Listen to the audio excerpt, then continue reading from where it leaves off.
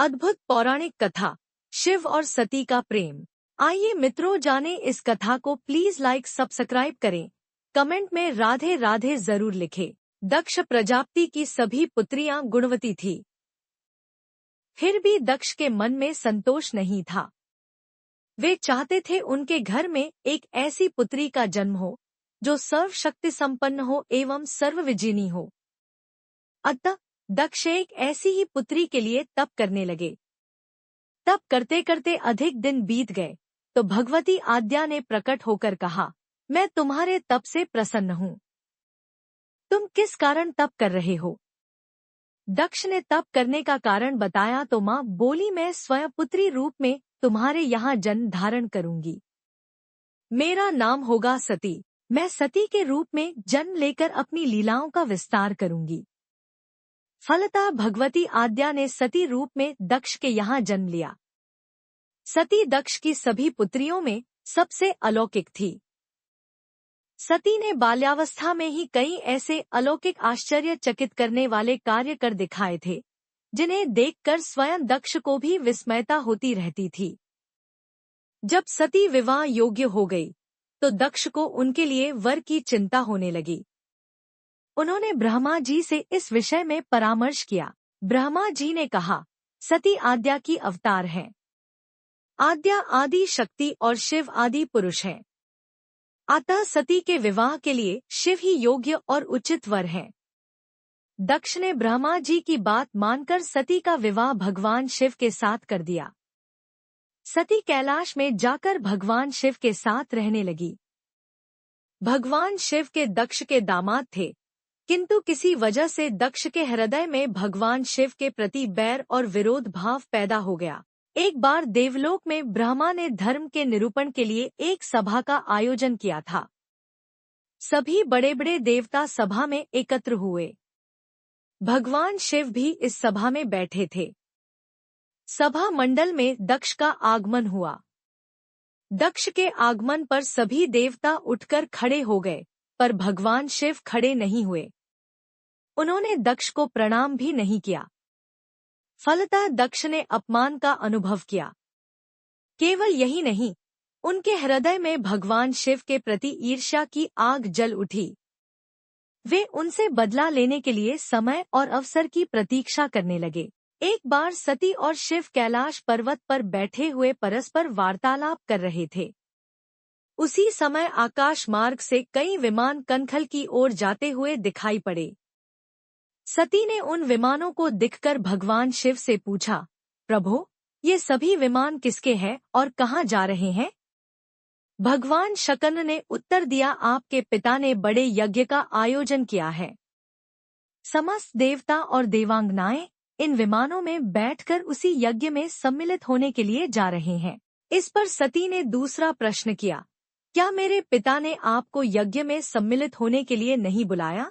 भगवान शंकर ने उत्तर दिया, आपके पिता मुझसे बैर रखते हैं, फिर वे मुझे क्यों बुलाने लगे?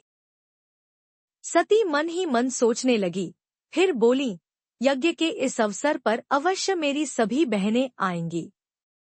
उनसे मिले हुए बहुत दिन हो गए। यदि आपकी अनुमति हो तो मैं भी अपने पिता के घर जाना चाहती हूँ।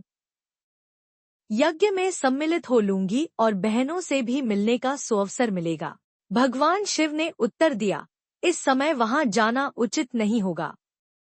आपके पिता मुझसे बैर रखते हैं, हो सकता है वे आपका भी अपमान करें। बिना बुलाए किसी के घर जाना उचित नहीं होता है। इस पर सती ने प्रश्न किया, ऐसा क्यों? भगवान शिव ने उत्तर दिया, विवाहिता लड़की को बिना बुलाए पिता के घर नहीं जाना चाहिए, क्योंकि विवाह हो जाने पर लड़की अपने पति की हो जाती है। पिता के घर से उसका संबंध टूट जाता है। लेकिन सती पीहर जाने के लिए हठ करती रहीं। अपनी बात बार बार दोहराती रहीं। उनकी इच्छा देखकर भगवान शिव ने पीहर जाने की अनुमति दे दी। उनके साथ अपना एक गण भी साथ में भेज दिया। उस गण का नाम वीरभद्र था। सती वीरभद्र के साथ अपने पिता के घर गईं। घर में सती से किसी ने भी प्रेमपूर्वक वार्तालाप नहीं किया। दक्ष ने उन्हें देखकर कहा, तुम क्या यहाँ मेरा अपमान कराने आई हो? अपनी बहनों को तो देखो, वे किस प्रकार भांति भांति के अलंकारों और सुंदर वस्त्रों से सुसज्जित हैं। तुम्हारे शरीर पर मात्र बाघांबर है। तुम्हारा पति श्मशानवासी और भूतों का नायक है। वह तुम्हें बाघांबर छोड़कर और पहना ही क्या सकता है। दक्ष के कथन से सती के हृदय में पश्चाताप का सागर उमड़ पड़ा। वे सोचने लगी, उन्होंने यहाँ आकर अच्छा नहीं किया। भगवान ठीक ही कह रहे थे, बिना बुलाए पिता के घर भी नहीं जाना चाहिए। पर अब क्या हो सकता है, अब तो आ ही गई हूँ। पिता के कटु और अपमानजनक शब्द सुनकर भी सती मौन रहीं। वे उस यज्ञमंडल में गईं, जहाँ सभी देवता और शिमुनि बैठे थे तथा यज्ञकुंड में धू धू करती जलती हुई अग्नि में आहुतियां डाली जा रही थी। सती ने यज्ञ मंडप में सभी देवताओं के तो भाग देखे, किंतु भगवान शिव का भाग नहीं देखा।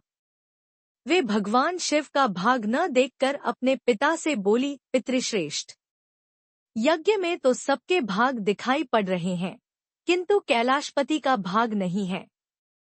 आपने उनका भाग क्यों नहीं रखा? दक्ष ने गर्व से उत्तर दिया, मैं तुम्हारे पति शिव को देवता नहीं समझता। वह तो भूतों का स्वामी, नग्न रहने वाला और हड्डियों की माला धारण करने वाला है। वह देवताओं की पंक्ति में बैठने योग्य नहीं है। उसे कौन भाग देगा? सती के नेत्र लाल हो उठे।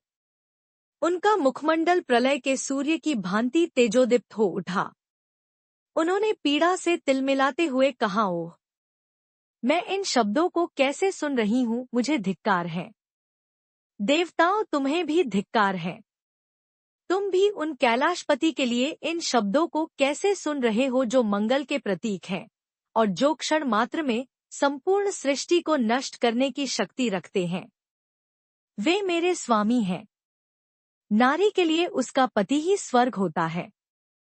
जो नारी अपने पति के लिए अपमानजनक शब्दों को सुनती है, उसे नरक में जाना पड़ता है। पृथ्वी सुनो, आकाश सुनो और देवताओं, तुम भी सुनो। मेरे पिता ने मेरे स्वामी का अपमान किया है। मैं अब एक क्षण भी जीवित रहना नहीं चाहती। सती अपने कथन को समाप्त करती हुई यज्ञ के कुंड में कूद पड़ी। जलती हुई आहुतियों के साथ उनका शरीर भी जलने लगा। यज्ञ मंडप में खलबली पैदा हो गई। हाहाकार मच गया। देवता उठकर खड़े हो गए। वीरभद्र क्रोध से कांप उठे। वे उछल-उछलकर यज्ञ का विध्वंस करने लगे। यज्ञ मंडप में भगदड़ मच गई। देवता और शिमुनि भाग खड़े हुए। वीरभद्र ने देखते ही देखते दक्ष का मस्तक काटकर फेंक दिया। समाचार भगवान शिव के कानों में भी पड़ा। वे प्रचंड आंधी की भांति कनखल जा पहुंचे। सती के जले हुए शरीर को देखकर भगवान शिव ने अपने आप को भूल गए। सती के प्रेम और उनकी भक्ति ने शंकर के मन को व्याकुल कर दिया। उन शंकर के मन को व्याकुल कर दिया जिन्होंने काम पर भी विजय प्राप्त की थी और जो सारी सृष्टि को नष्ट करने की क्षमता रखते थे। वे सती के प्रेम में खो गए, बेसुध हो गए। भगवान शिव ने उन्मत्त की भांति सती के जले हुए शरीर को कंधे पर रख लिया। वे सभी दिशाओं में भ्रमण करने लगे। शिव और सती के इस अलौकिक प्रेम को देखकर पृथ्वी रुक गई, हवा रुक गई, जल का प्रवाह ठहर गया और रुक गईं देवताओं की सांसें। सृष्टि व्याकुल हो उठी। सृष्टि के प्राणी पुकारने लगे, त्राहिमाम, त्राहिमाम। भयानक संकट उपस्थित देखकर सृष्टि के पालक भगवान विष्णु आगे बढ़े। वे भगवान शिव की बेसुधी में अपने चक्र से सती के एक एक अंग को काट काट कर गिराने लगे। धरती पर 51 स्थानों में सती के अंग कट कर गिरे। जब सती के सारे अंग कटकर गिर गए, तो भगवान शिव पुनः अपने आप में आए। जब वे अपने आप में आए, तो पुनः सृष्टि के सारे कार्य चलने लगे। धरती पर जिन 51 स्थानों में सती के अंग कट कर गिरे थे, वे ही स्थान आज शक्तिपीठ माने जाते हैं। आज भी उन स्थानों में सती का पूजन होता है, उपासना होती है। धन्य था शिव और सती का प्रेम। शिव और सती के प्रेम ने उन्हें अमर और वंदनीय बना दिया। धन्यवाद। राधे राधे।